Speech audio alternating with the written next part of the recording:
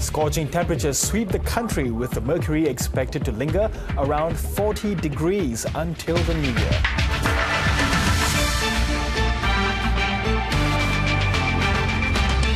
A criminal gang of Chilean tourists arrested after allegedly stealing more than $1.2 million worth of luxury goods.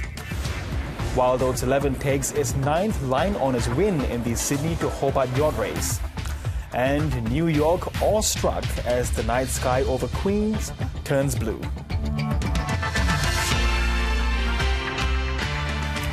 Hello, Girish Sawlani with ABC News. Australia will experience a sweltering close to 2018, with temperatures set to remain above 40 degrees across the country. In New South Wales, the towns of Hay, Ivanhoe and Wilcannia all reached 44 degrees. To beat the heat, it was a race to the water's edge. Penrith's Aqua Park drew crowds as the mercury climbed. When you're on the slide, it's very hot, but when the rushing of water's coming down, it's very fun. Even wiping out had its rewards. Parramatta residents relied on nature's resources to ward off the extreme weather. In Sydney's inner west, disco lights kept spirits high and locals cool. Temperatures fell just shy of 40 degrees for a second day in Dubbo, but growers were starting to feel the pressure. Anything above 36 degrees will really start to set things backwards. While in Wagga Wagga, thirsty locals flocked to whatever body of water they could find. As the heatwave lingered across the country, South Australians braced for catastrophic fire conditions. Out here in Penrith, this baking heat is showing no signs of relenting, and it'll be Monday before the temperatures are forecast to dip below 40 degrees. The state's coastal regions will be largely spared the extreme temperatures ahead of the new year, but emergency services are preparing for the worst. Those that we're most concerned about are the young children and infants, as well as the elderly and those with pre-existing medical conditions. They find it much harder to cope with sustained temperatures like we're going to experience over the next week. Keeping cool could be a tough task. Brooke Wiley, ABC News. Meanwhile, a catastrophic fire warning is in place for much of South Australia. Firefighters travelled from across the state to base themselves at headquarters in the most at-risk region, where shops and attractions were closed as a precaution. At the Country Fire Service headquarters in Clare, volunteers have been gearing up for the worst. Firefighters travelled from the Adelaide Hills this morning to form an incident management team at Clare. The CFS was taking no risks in the mid-north. There's a number of brigades that are on standby, as these people are. There's about 20 fireys here ready to go. As you can see, the trucks are ready. And if something happens, they're ready to roll. The trucks and crew were ready by 9 o'clock, but by late afternoon their only call-out was to a smouldering patch of bark chips. With the catastrophic fire conditions forecast, national parks were closed in the mid-north and some campers were evacuated. Several wineries and shops near Clare and the Barossa also shut, and even the Visitor Information Centre in the Clare Valley closed, leaving some holidaymakers in the lurch. We only just realised this as we were coming down the road here. The Tourist Information Centre next door's closed. Despite the advice to leave the region if you didn't have a bushfire plan, many chose to stay, where temperatures exceeded 40 degrees. In Tarcoola, it hit 48.1 degrees, the hottest temperature recorded in South Australia this year. Didn't really change any of our plans. We knew that we wouldn't be having a fire this time of the year, so yeah, it didn't really change anything for us. Across the state, people were doing anything to keep cool, from a dip in the fountain to playing golf amidst the sprinklers. In the Barossa, many headed to the Tanunda pub. My parents live at Cockatoo Valley and we live at Gawler, so we are keeping an eye on it, but come here to escape. A couple of beers here in the pub, nothing too spectacular. Watch cricket, stay under the aircon.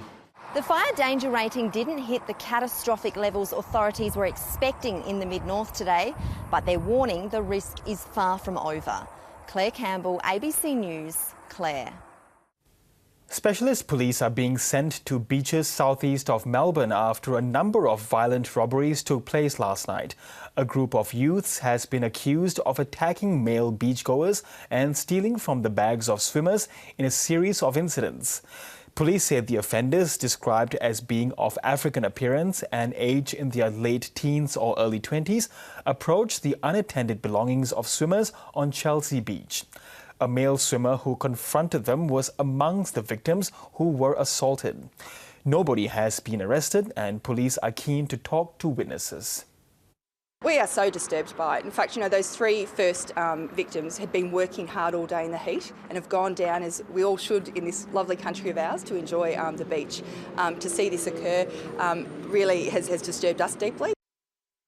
A criminal gang of Chilean tourists has allegedly been robbing homes and businesses in a number of Australian cities, stealing more than $1 million worth of luxury goods. Police have arrested 8 people they say had stolen designer clothes and sports gear from shops and homes in Sydney and Melbourne. The suspects are believed to be part of an international syndicate. Australian authorities were tipped off by Canadian police. Well planned, well researched and well executed. This break-in is just one of 80 across Sydney that police have linked to an international crime syndicate. They do a hit and run, they come in, they fly in, they fly out. Police allege the robberies were carried out by Chilean nationals in the country on tourist visas. From homes in affluent suburbs, cash, jewellery and luxury items were stolen. But it wasn't just homes targeted. In shopping centres in Melbourne and Sydney, it's alleged they lifted designer clothing and high-end accessories, concealing them inside foil-lined bags to shield them from security detection. Not only in Sydney and Victoria, and there is suspicion that they also may have gone to ACT in Queensland. It was these robberies in Canada that prompted authorities there to tip off New South Wales police about members of the gang fleeing to Australia. Over the span of 5 days, executed 4 search warrants, resulting in the recovery of approximately $2.7 million worth of stolen property. In Canada, 14 people were arrested following hundreds of break-ins. In Sydney, 6 people have been detained, including 2 men at the airport attempting to leave the country. 2 more have been convicted in Melbourne, and one is also accused of shoplifting in California. The same pair are wanted in New South Wales for allegedly trying to send stolen goods in packages to Chile. They're a cog in the wheel of a big organisation, and we need to find out who's driving that cog. In Sydney, the suburbs named by police include Five Dock, Castle Hill and the wealthy eastern suburbs of Vaucluse and here in Rose Bay. They're asking the public to be vigilant over the holiday period as they believe members of the syndicate could still be out there. Maybe I'm a bit OCD about these things, but I lock up. We lock the house because for insurance reasons and plus safety. You've got a family.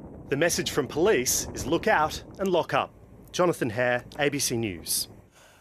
The developer behind Sydney's crumbling Opal Tower says he's stunned by the crisis that's enveloped the building.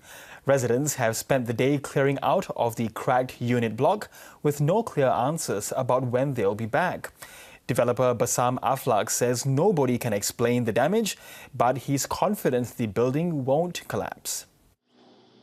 They've been moved out, moved in, and now they're moving out again. Residents of Opal Tower have to leave while engineers try to work out what's caused this cracking.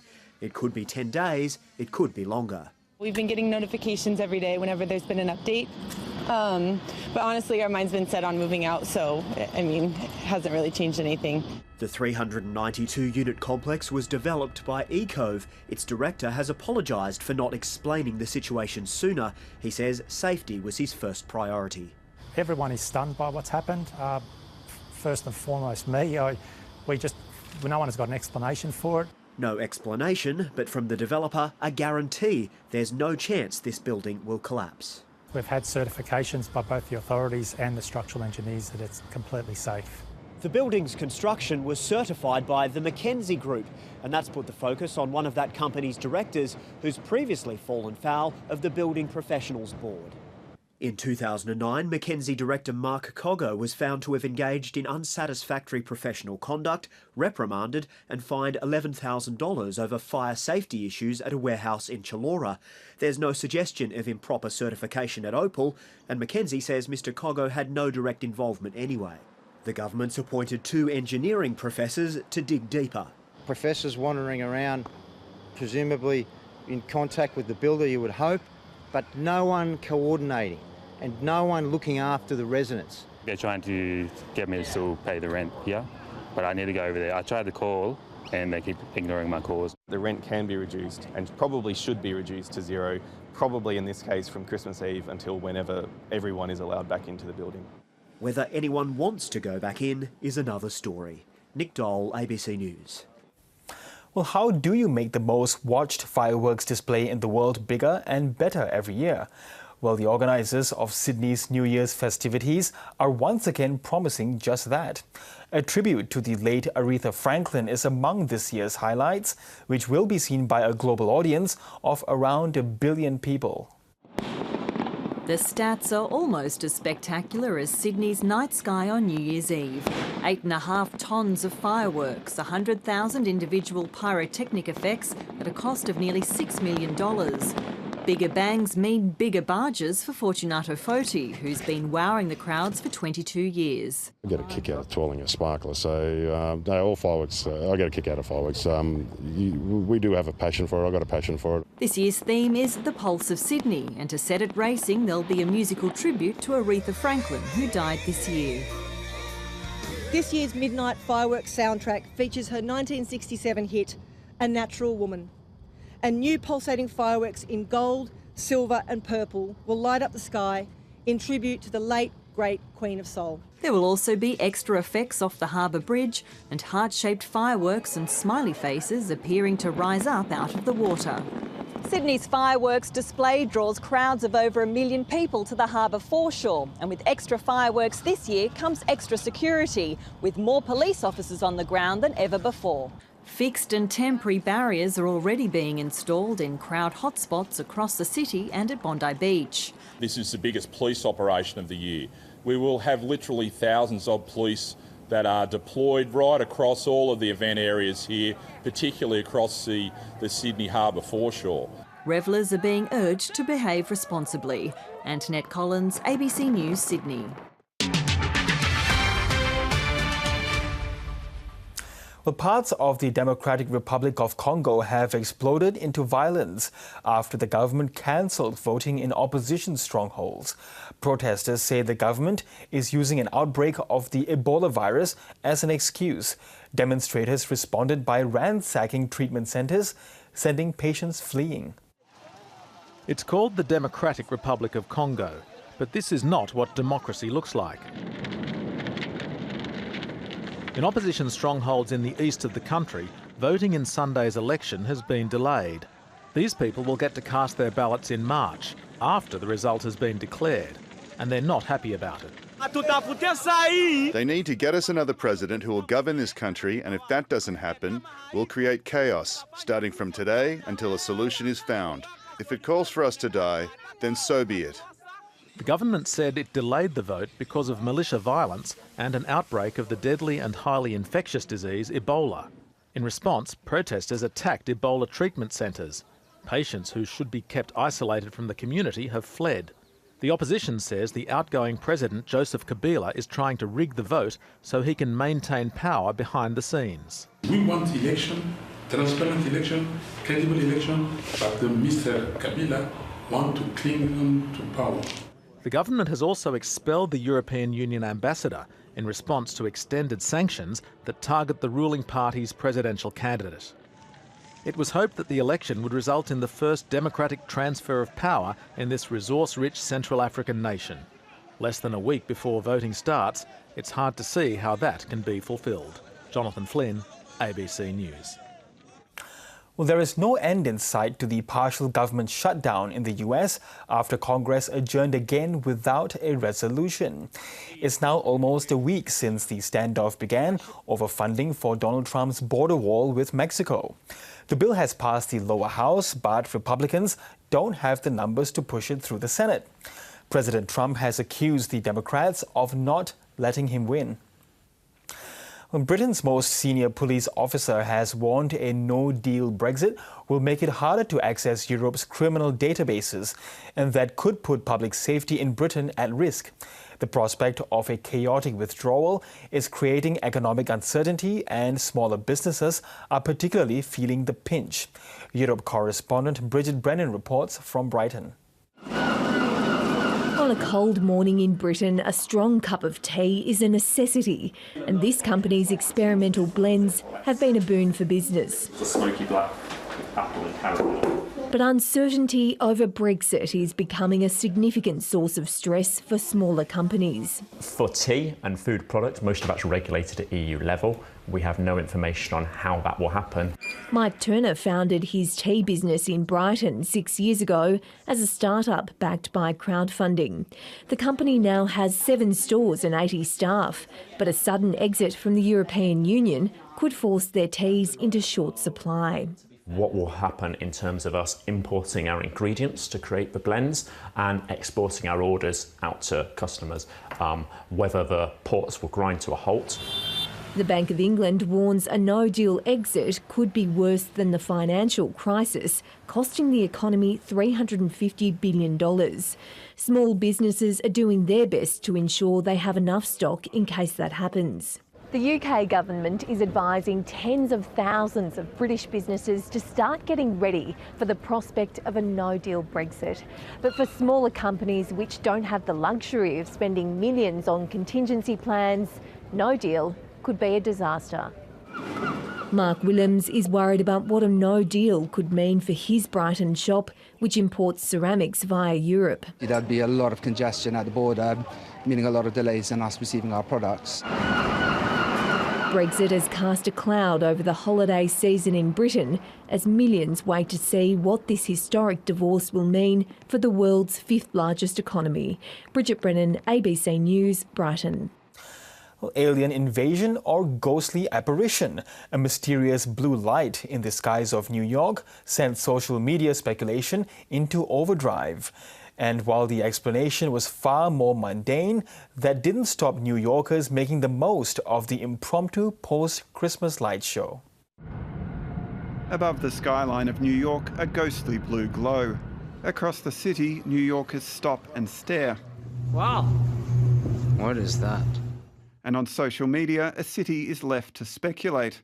Someone called Ghostbusters, writes one user. Another warns New Yorkers to be prepared to develop superpowers. It's a boy, writes a third. Others take a more religious flair, one congratulating Astoria on electing a new pope. But the consensus, an alien attack, was quickly hosed down by the spokesman for New York's mayor. Not aliens, he wrote, blown transformer at Con Ed facility. This is crazy. That is the electrical power plant in Astoria, New York. It is 8 p.m. It is lit up like daytime right now. From closer to the scene, pedestrians record the buzzing noise from the flaming transformer. Power company Con Ed later confirmed a brief electrical fire at a substation in Astoria. Well, thankfully the NYPD and the FDNY were here pretty quickly and got it under control. The fire seems to be out. The fire cut power to LaGuardia Airport, forcing delays of several hours. Passengers inside posted videos of a partly blacked out terminal. Crazy. The fire is the second major incident involving Con Edison in the last 6 months, after a steam pipe explosion in July spewed vapour containing asbestos into the New York air. Scott Longmuir, ABC News.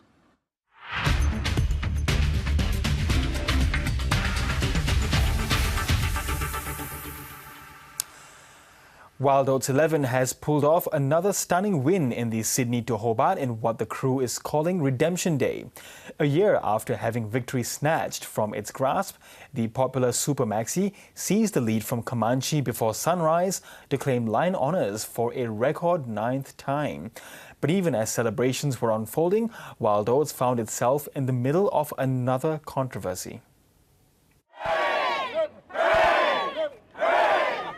Celebrations for a record 9th Line Honours win, with a shower of champagne, a possible yachting first shoey and a traditional drink in the water for the skipper.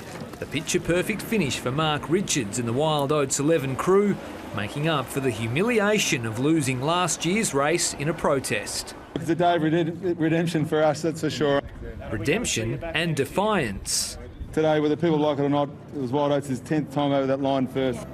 A sweeping tactical manoeuvre off Tasman Island saw Wild Oats 11 pull away from rival Comanche before sunrise this morning. Blackjack and Infotrack were also in the picture, as the four Super Maxis largely remained within sight of each other, leaving the rest of the fleet in their wake. Once Wild Oats 11 hit the Derwent, it was no contest, as years of experience kicked in. It crossed the finish line in 1 day, 19 hours and 7 minutes. The boys did a fantastic job, and just watching their manoeuvres coming down the Derwent, I thought, this is just so polished. The win was Wild Oats' first since the passing of Bob Oatley. Grandson Dan was handed the reins to steer the Super Maxi over the line. It was something that I'm going to hold close to me for the rest of my life, most definitely, and my grandfather would have been extremely proud. After leading for most of the race, last year's Line Honours winner Comanche was relegated to third place. Blackjack used its narrow design in the light winds to claim second place, but owner Peter Harburg was crying foul, accusing Wild Oats of racing without its tracker switched on. We were very disadvantaged because they had their AIS switched off, and the rules say it's got to be on all the time. So we didn't know where they were, and they knew where we were. Special race instructions state that an AIS tracker should be carried and activated. AIS, whatever they're talking about, it's not a mandatory thing. We're within sight of each other for the whole race. That's how close we are for the whole race. So disadvantage, whatever you like, well, let's get back to basics and sail against the other boat in the fleet. If you're going to win the race, you should win it according to the rules, shouldn't you? And it should be fair. A protest never eventuated though, leaving the crew of Wild Oats 11 to enjoy the spoils of victory.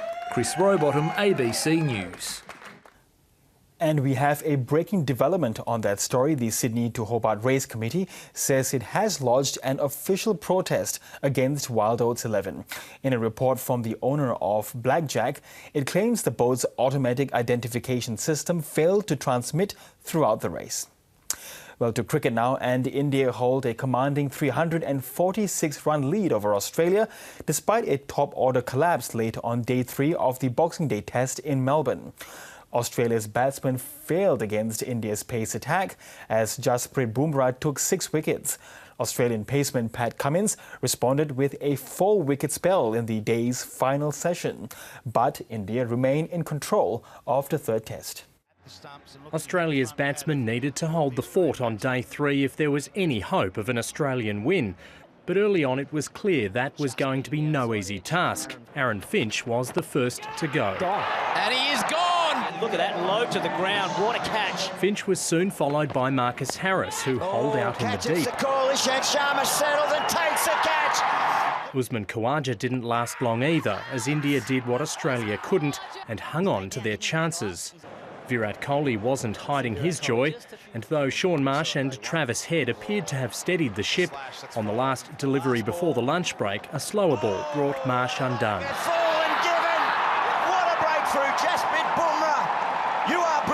Australia's misery continued as Jasprit Bumrah took his third. Oh, Jasprit Bumrah is fired up! Tim Payne rode his luck as he attempted to keep Australia in the match, but there was little to cheer about for the home crowd as Payne's partners fell. Oh, he's gone through him. Bumrah ripped through the tail end to take a career-best 6-wicket haul. India elected not to enforce the follow-on and instead aimed to build on their lead. But what was once a batsman's wicket was quickly looking like a bowler's paradise. Cheteshwar Pujara and Virat Kohli were dismissed for ducks. Yeah, there's another one. As Patrick Cummins took apart India's top order. He's picked up 3 for 2 now. Cummins took 4 in a stunning spell to give Australia life. With the paceman on a hat-trick, Rohit Sharma survived a desperate lunge from leg gully. Oh, he's gone for it, just wide of the leg gully. But he didn't survive for long, as the home side gave itself a faint hope with 2 days to play. Ben Lisson, ABC News, Melbourne. Well, Peter Hanscom says he'll be putting his hand up as high as he can for selection in the Sydney Test, following a standout performance in the Big Bash League. After being dumped for the Boxing Day Test, Hanscom responded with 70 runs just off 35 balls in the Melbourne Stars' 5-wicket win over the Sydney Sixers. I've been feeling good. A couple of bad dismissals in the test, but it's a game where you fail more than you succeed, and I'll obviously be putting my hand up as high as I can to get back in there, but that's completely up to them. The fact that Hanscom's performance was on the SCG, the same venue as the 4th test, could also help his chances. Well, in tennis, former world number one Andy Murray has opened up about his ongoing hip problems and what motivates him to continue playing tennis. The 31-year-old Scot has also revealed he'd love nothing more than to win the Australian Open before he retires. Andy Murray has accepted he'll have to deal with physical pain for the remainder of his tennis career. Yeah, that's pretty much how it's going to be. So I need to, be smart with, how I train. Murray suffered a hip injury during the quarterfinals at Wimbledon last year, which eventually required surgery. It's his love for the game he started playing as a 3-year-old that's kept him on tour. I love the travelling, I love the practicing, I love the competing. And the 31-year-old would love nothing more than to win the Australian Open before he retires. He's lost 5 finals in Melbourne during his career. Yeah, I don't want to say I deserve to have won. I feel like I put so much into that event and come close so many times. Meantime, the Ball Kids were presented their official hats for the tournament. 92 youngsters will be assisting the players on court. How much do you love tennis? It's like my favourite sport. Well, I'm a net, so it's good being close to the players and interacting with the players. The Ball Kids will also be competing for a spot in the finals. There'll be a men's final squad, a women's final squad, doubles final squads, and there's 12 Ball Kids in each squad. They'll be assessed daily on court movement, concentration and communication skills. The kids would say getting flat rolls, flat quick rolls is the key. I'd say making sure that Rafa gets his towels. That's the key. Rafael Nadal is due to arrive in Brisbane on Sunday night. Michael Rennie, ABC News.